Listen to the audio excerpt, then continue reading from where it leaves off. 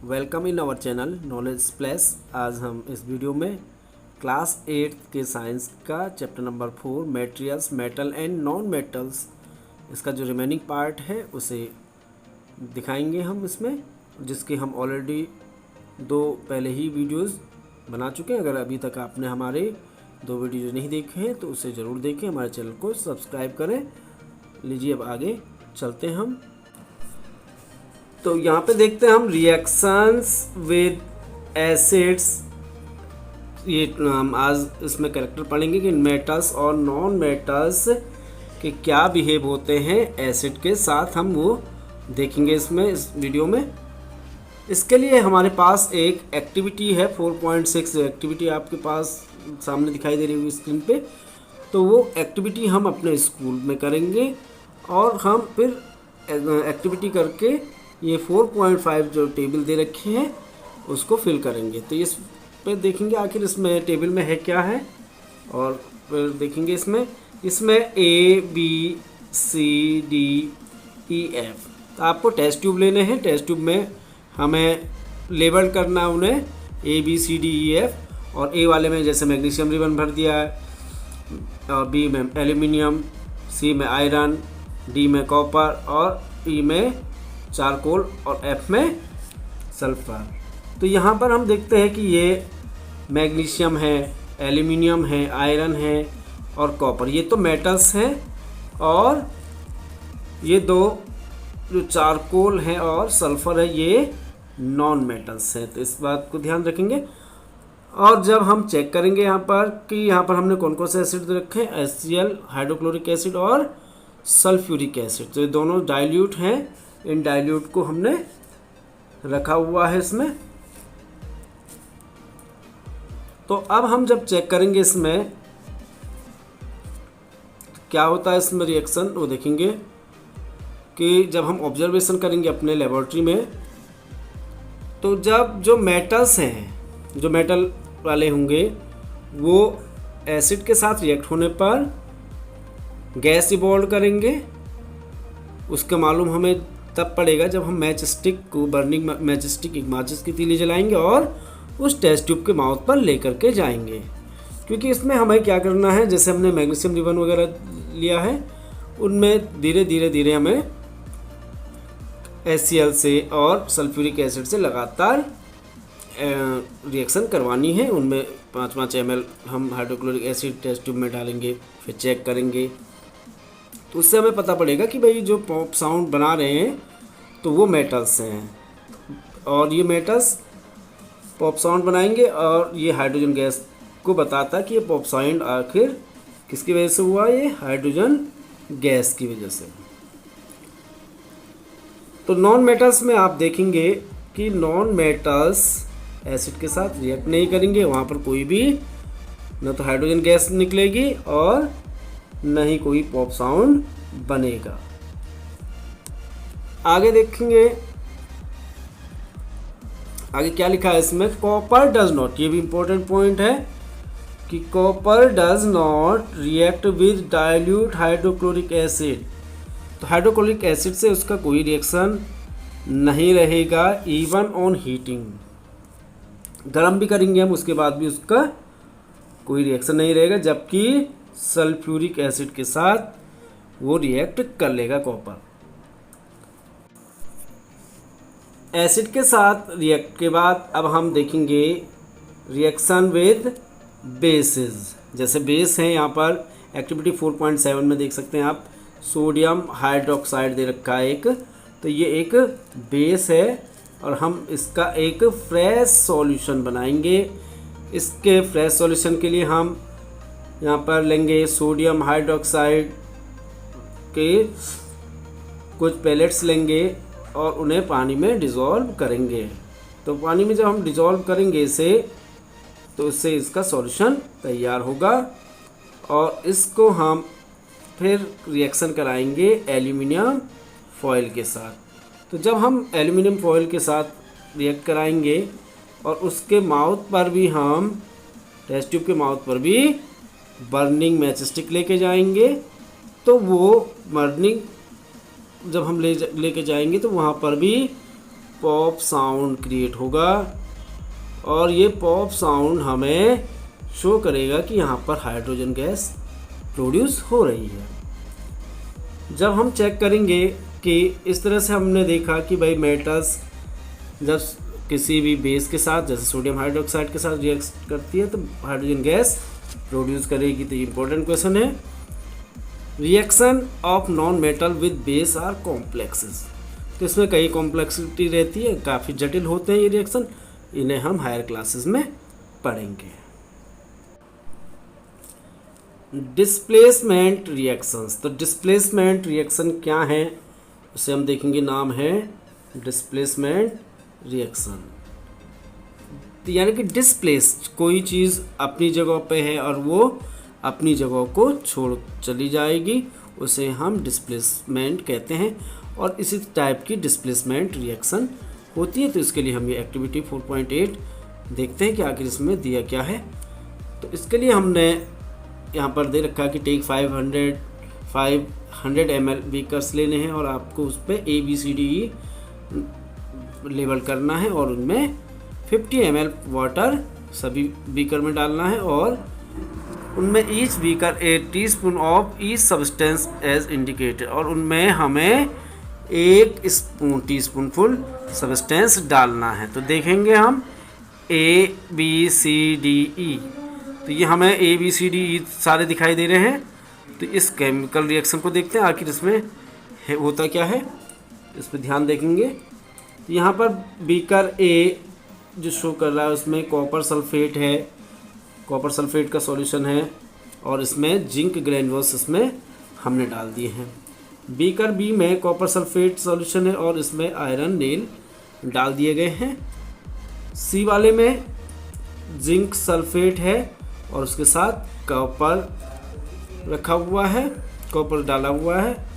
D जो solution है उसमें आयरन सल्फेट है FeSO4 और कॉपर डाला हुआ है, जबकि E वाले में जिंक सल्फेट और आयरन नील डाला हुआ है। तो आखिर कैसे ये रिएक्शन होती है उसे हम चेक करते हैं।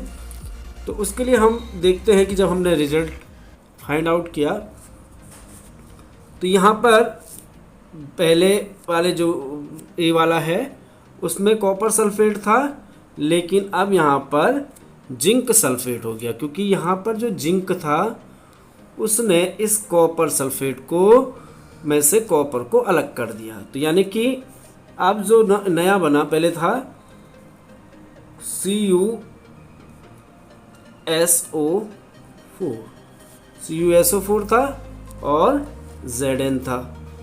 केमिकल रिएक्शन हुई और यहाँ पर इस जिंक ने इस Cu को डिस्प्लेस किया और यहाँ पर बना ZnSO4 और नीचे रह गया Cu। तो यहाँ पर हम कहेंगे कि यहाँ पर डिस्प्लेसमेंट रिएक्शन हुई, क्योंकि यहाँ पर Cu आपका डिस्प्लेस किया गया जिंक के द्वारा।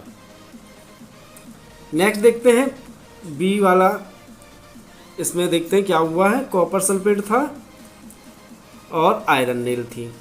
तो यहाँ पर कॉपर डिस्प्लेस कर दिया गया आयरन के द्वारा और FeSO4 यानी कि आयरन सल्फेट बना है और कॉपर डिस्प्लेस हो गया है।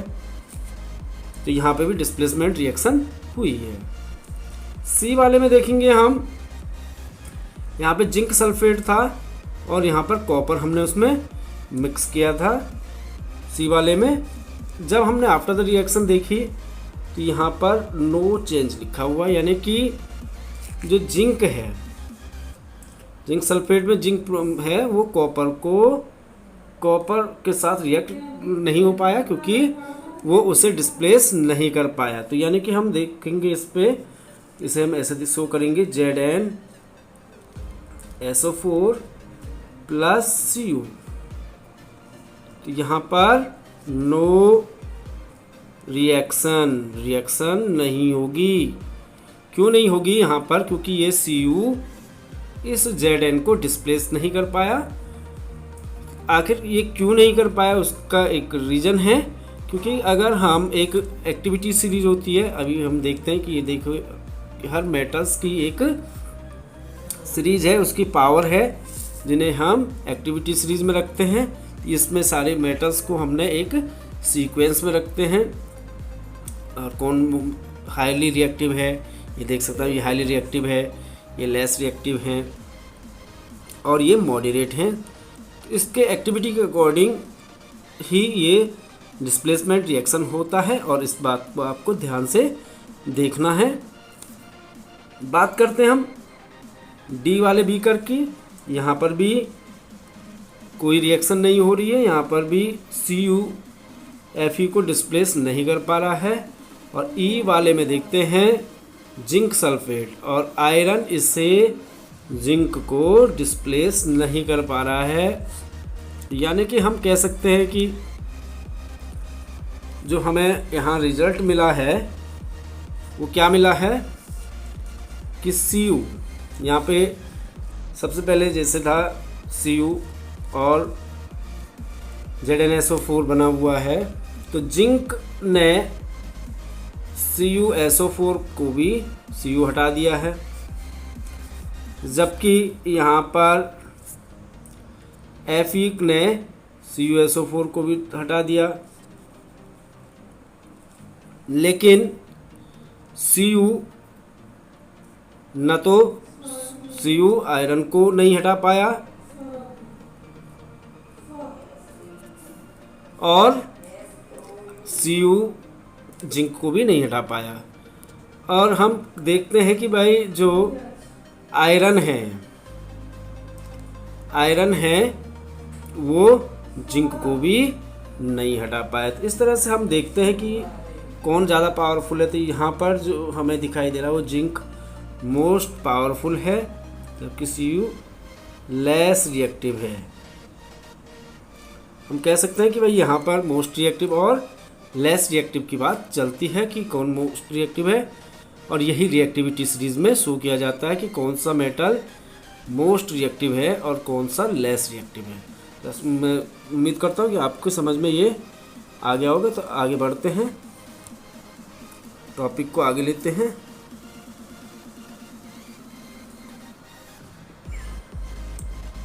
यहाँ पर हमें देखने को मिलता है, हमने सारा बताई कौन सा ज़्यादा पावरफुल है, कौन सा कम है, किसने क्या रिएक्ट किया है। और कॉपर सल्फेट है, CuSO4 है, जिंक ब्लू कलर का है, ये कलर आप देखेंगे तो ये रिएक्शन आप नोट आउट करेंगे। Uses of metals and non metals की बात करते हैं हम कि क्या इनके यूज़ हैं, क्या हम कैसे यूज़ करते हैं इनको, मेटल्स और नॉन मेटल्स का।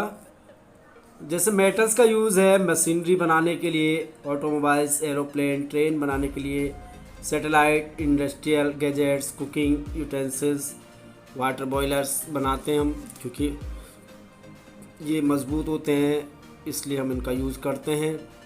गुड कंडक्टर ऑफ इलेक्ट्रिसिटी होते हैं, गुड कंडक्टर ऑफ हीट होते हैं, इसलिए हम कुकिंग यूटेंसिल्स बनाते हैं। और टेंसिल स्ट्रेंथ जैसे आयरन की है काफ़ी ज़्यादा होती है, और इससे हम बहुत सारे यूज़ ले लेते हैं। इसके अलावा और यूजेस हैं और आप उनको देख सकते हैं अपने चारों ओर कि भाई आखिर मेटल्स के और क्या क्या यूज़ कर सकते हैं। जैसे ज्वेलरी बनाते हैं। और अब देखते हैं हम नॉन मेटल्स की बात करते हैं। नॉन मेटल्स में आखिर कौन कौन सी खूबियाँ हैं। पहला पॉइंट है non metals are essential for life which all living being inhale during breathing. तो नॉन मेटल भी बहुत इंपॉर्टेंट है, क्योंकि जैसे कि इसमें दिया है पॉइंट में कि अगर जो हमारी लाइफ है, जो लाइफ है पहले पॉइंट में, उसमें इनहेल करते हैं हम। जिस इनहेल आप जानते होंगे, सांस अंदर लेते हैं तो उस दौरान हम ऑक्सीजन लेते हैं O2, तो ये नॉन मेटल है ऑक्सीजन। तो non metal essential for our life. Second point है कि non metals used in fertilizers to enhance the growth of plant. तो ग्रोथ ऑफ प्लांट की ग्रोथ करने के लिए नाइट्रोजन एक नॉन मेटल है, उसका यूज़ किया जाता है जो फर्टिलाइजर्स में है। इसके अलावा फॉस्फोरस भी हम यूज़ करते हैं, और भी बहुत सारे नॉन मेटल्स का यूज़ किया जाता है। तो ये मेन है नाइट्रोजन एंड फॉस्फोरस। आगे देखते हैं हम तीसरा point, non metals are used in water purification process. तो जो आप बड़े बड़े शहरों में पानी पीने की जो प्रॉब्लम होती है उसमें वाटर को पहले प्योरीफाई किया जाता है डिस्ट्रीब्यूशन से पहले, तो वो प्योरीफिकेशन भी में नॉन मेटल का बड़ा योगदान रहता है। तो उसमें जो हम देखते हैं क्लोरीन एक नॉन मेटल है, उसको हम यूज़ करते हैं और उससे पानी प्योरीफाई होता है। कई बार आप देख सकते हैं जैसे रेलवे स्टेशन वगैरह में पानी को आप पिएंगे तो उसका स्वाद थोड़ा सा अलग से होता है, उसमें क्लोरीन की स्मेल आती है। अगला देखते हैं हम कि इसमें non metals used in purple color solution which is applied on wounds as in antiseptic। तो एंटीसेप्टिक में यूज़ किया जाता है, जैसे आयोडीन टिंचर का नाम आपने सुना है, और पोटेशियम परमंगनेट भी करते हैं हम यूज़। ये इम्पोर्टेंट नॉन मेटल हैं जिनका यूज़ हम करते हैं। आगे बढ़ते हैं, non metals are used in crackers. जो क्रैकर्स हैं उनमें भी नॉन मेटल का यूज़ किया जाता है। जो पटाखे वगैरह जलाते हैं दिवाली पे, उनमें नॉन मेटल्स का यूज़ किया जाता है। इस तरह से हम चारों ओर देखते हैं कि अपने लाइफ में कि इन नॉन मेटल्स का बहुत इम्पोर्टेंट रोल हमारी लाइफ में है, और कैसे कैसे है ये हमने आपको समझा दिया है। उम्मीद है कि आपको समझ में आया हो। तो यहाँ पर दिया है, आप देख सकते हो कि क्या क्या दिया है। I hear that magnesium is found in plant in what is form it is found in them. तो प्लांट्स में मैग्नीशियम होता है, वो आखिर वो किस फॉर्म में रहता है उसे हम देखेंगे कि मैग्नीशियम आखिर किस फॉर्म में प्लांट में रहता है। तो मैग्नीशियम एक मेटल है, मैग्नीशियम जो कि प्लांट में पाया जाता है, और वो प्लांट में क्लोरोफिल, ध्यान देना ये क्लोरोफिल होता है, जिसके कारण प्लांट का कलर ग्रीन होता है और ये फोटोसिंथेसिस में वर्क करता है। तो वहीं पर उसी क्लोरोफिल में मैग्नीशियम फाउंड होता है। दूसरा क्वेश्चन यहाँ पर बूझो पूछ रहा है कि doctor reported iron deficiency in my body, कि डॉक्टर ने मुझे बताया कि भाई आपकी बॉडी में आयरन की कमी है। अब मुझे where is iron in my body, iron कहाँ है हमारी बॉडी में वो हमें बताइए। तो उनका जो बॉडी में, हमारी बॉडी में जो आयरन रहता है वो कहाँ रहता है उसे हम देखते हैं। हमारी बॉडी में ब्लड में आयरन रहता है। अब ब्लड में कहाँ आयरन रहता है? ब्लड का एक कंपोनेंट है RBC, red blood corpus. Red blood corpus में नाम ही जैसे रेड ब्लड कार्पस, उसका कलर रेड होता है, वो कारण होता है हीमोग्लोबिन के कारण। तो हीमोग्लोबिन में जो आपका आयरन मौजूद रहता है, तो जो आयरन है वो मौजूद रहेगा हीमोग्लोबिन में, यानी कि ब्लड में मौजूद रहेगा। तो हम बता सकते हैं बूझों को कि भाई आपकी बॉडी में, आपके ब्लड में आयरन मौजूद है। अब हम बात करते हैं, यहाँ पर ये पॉइंट है, इसे ध्यान से देखेंगे कि क्या हो रहा है इसमें। कि हम पिछली क्लास में जैसे पढ़ चुके हैं कि भाई रिएक्शंस क्या होती हैं, कैसे रिएक्शन होती हैं। यहाँ पर इस पॉइंट को ध्यान देने की बात है। If a substance can not be broken down further by chemical reaction by cooling, heating और electrolysis, it is called element.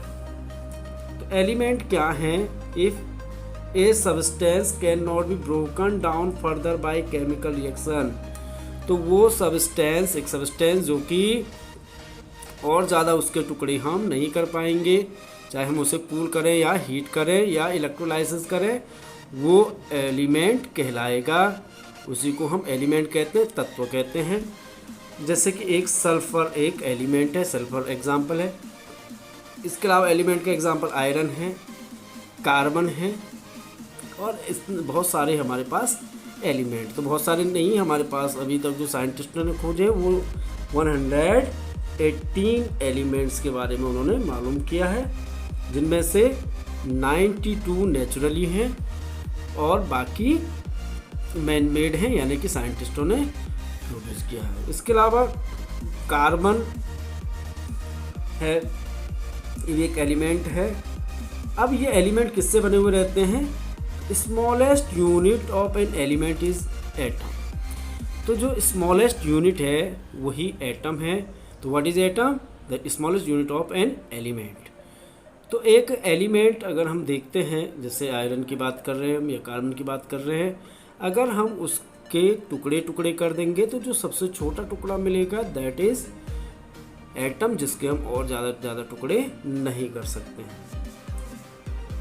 जैसे कि यहाँ पर एक और एग्जांपल दे रखा है, सल्फ़र की बात की गई है। तो सल्फ़र किसी भी फॉर्म में हो, चाहे वो सॉलिड में हो या लिक्विड में हो या गैसियस फॉर्म में हो, उसमें जो एटम होंगे वो सल्फ़र के ही होंगे।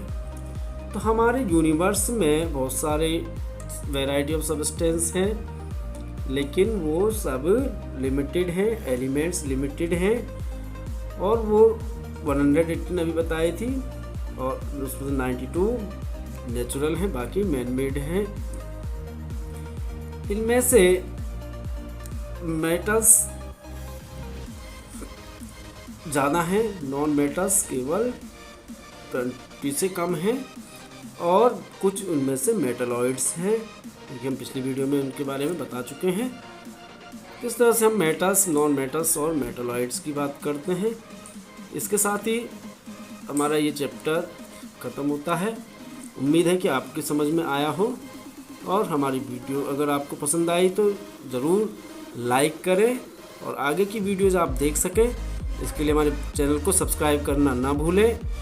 अगर आपको कोई चीज़ समझ में नहीं आती है या कोई आपका सुझाव है तो कमेंट्स करके हमें ज़रूर बताएं, ताकि हम और अच्छी वीडियो आपको दे सकें।